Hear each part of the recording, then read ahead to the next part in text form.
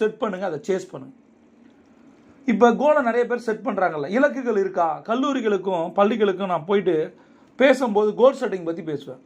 இலக்குகள்லாம் என்ன, உங்களுக்கு என்ன இலக்கு இருக்குன்னு கேட்டால் 100க்கு 60% மாணவர்களுக்கு இலக்குனா என்னன்னே தெரியாது.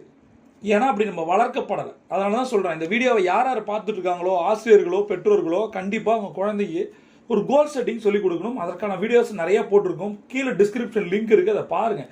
முதல்ல நீங்கள் பண்ணுங்கள், பெரியவங்க நீங்கள் பண்ணுங்கள். நீங்கள் பண்ணுறதை பார்த்து குழந்தை கற்றுக்கும். சரியா? சொல்லிக் கொடுக்க ட்ரை பண்ணாதீங்க. ரைட்? உங்களுடைய பேஷன் என்ன,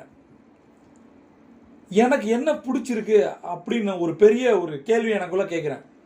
என்ன விஷயங்கள் எனக்கு பிடிக்குதோ அதை நான் பெருசாக அச்சீவ் பண்ணணும்னு நினைக்கிறேன். என்னுடைய ஆசைகளை, எனக்கு பிடிச்ச விஷயங்களை நான் இலக்கா மாற்ற ட்ரை பண்ணுறேன். கடமைக்கு நான் ஒரு விஷயம் செய்யும் போது நான் தோற்று போகிறேன். ரைட்டா? அப்போ என் மைண்டில் கேட்குறேன், என்னோட பேஷன்